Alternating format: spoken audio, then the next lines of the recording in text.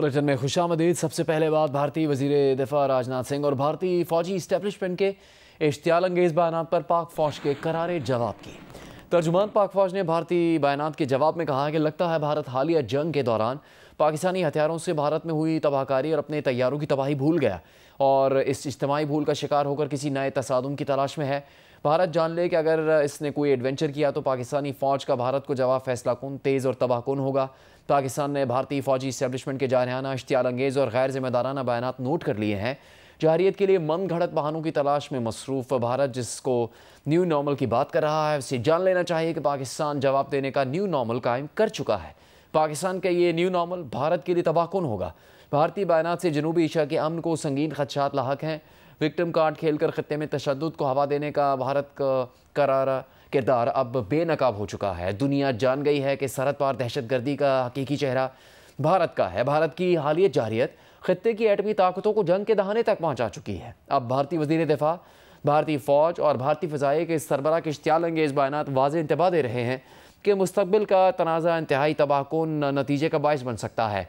भारत ने जंग का नया दौर शुरू किया तो पाकिस्तान पीछे नहीं रहेगा। पूरी क़ुव्वत और पुख्ता आज़म के साथ किसी किस्म के हिचकिचाहट या पाबंदी के बगैर भरपूर जवाब देंगे।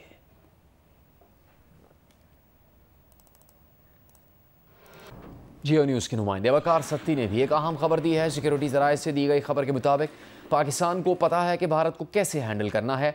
ऑपरेशन सिंदूर जैसा कुछ किया तो इसका पहले से बेहतर इलाज करेंगे। इस बार भारत के सारे शिकवे दूर कर देंगे। इसी हवाले से मजीद बात करेंगे जियो न्यूज़ के नुमाइंदे वकार सत्ती से। वकार, क्या कहना है सिक्योरिटी ज़राए का मजीद भारत के इस रवैये पर?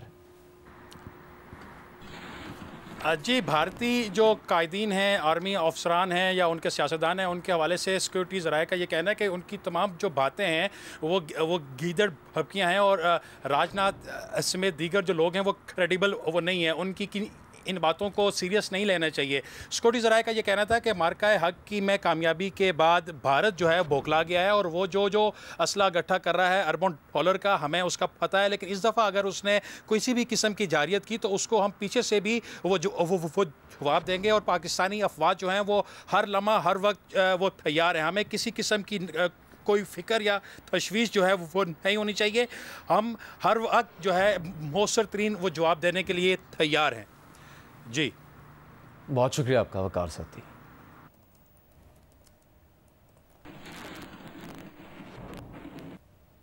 थरपारकर के करीब भारतीय फोर्सेस ने सरहदी गांव सनवारनी में बकरियों को हलाक और ज़ख्मी कर दिया। तस्वीर वायरल हो गई। सिक्योरिटी हुकाम के मुताबिक वाक़या गुज़श्ता रोज़ शाम को तहसील डाली के गांव सनवारनी में पेश आया। सरहद पार करने की सूरत हाल में आम तौर पर बकरियों को वापस कर दिया जाता है। भारतीय फ़ौज ने 5 बकरियों को हलाक कर दिया जबकि 15 की टांगें तोड़ दी गईं। मवेशी मालिकान ने बताया कि ज़ख्मी बकरियों की टांगें तेज़ धार आले से काटी गई हैं। गाज़ा में इस्राएली मज़ालिम के खिलाफ आज भी दुनिया के मुख्तलिफ शहरों में एहतजाज जारी है। फ्रांस के दारुल-हुकूमत पेरिस में हज़ारों अफराद सड़कों पर निकले हुए हैं। गाज़ा में नस्लकुशी बंद करने का मुतालबा किया। स्पेन के शहर बार्सिलोना में भी हज़ारों अफराद ने गाज़ा में इस्राएली मज़ालिम के खिलाफ एहतजाज किया। इसराइल के खिलाफ और फ़लस्तीन की आज़ादी के हक़ में नारे लगाए। इटली के दारुल-हुकूमत रोम में चौथे रोज़ भी एहतजाजी मुज़ाहरा किया जा रहा है। मुज़ाहिरीन ने अतालवी हुकूमत से फ़लस्तीनियों की नस्लकुशी रुकवाने का मुतालबा किया। थाईलैंड में फ़लस्तीनियों से इज़हार यकजहती के लिए बैंकॉक में इसराइली सिफारत खाने के सामने एहतजाज हुआ। लंदन में फ़लस्तीनियों के हक़ में रैली निकाली गई। फ़लस्तीनियों का कत्लेआम रोकने का मुतालबा किया। पुलिस ने 175 से ज़्यादा मुज़ाहिरीन को हिरासत में ले लिया। मैक्सिको में तालिब इल्मों ने इसराइली सिफारत खाने के सामने खामोश एहतजाज किया। भारतीय रियासत तमिलनाडु में भी गाज़ा में मज़ालिम के खिलाफ लोग सड़कों पर निकले। यमन, बांग्लादेश और यूनान में भी गाज़ा की हिमायत में मुज़ाहरे हुए हैं।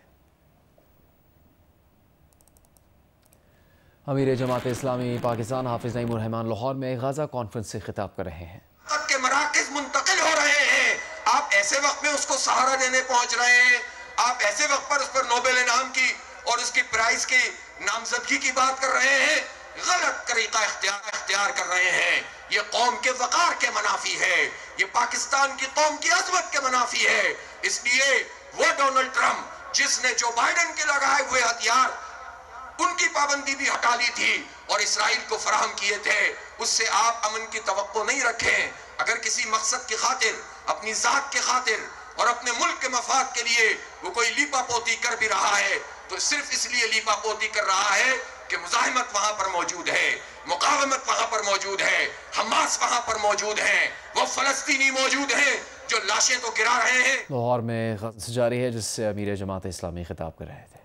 मिस्री मीडिया के मुताबिक हमास और इसराइल के दरमियान बिलवास्ता मुज़ाकरात इतवार और पीर को होंगे। बातचीत में ट्रंप मंसूबे के तहत तमाम यरगमालियों की रिहाई से मुतालिक तफसीलात तय होंगी। आज़ाद कश्मीर में अवामी एक्शन कमेटी ने हुकूमत के साथ मुज़ाकरात कामयाब होने के बाद 6 रोज़ से जारी शटर डाउन और पहिया जाम हड़ताल ख़त्म कर दी। आज़ाद कश्मीर में मामूलाती ज़िंदगी बहाल हो गए।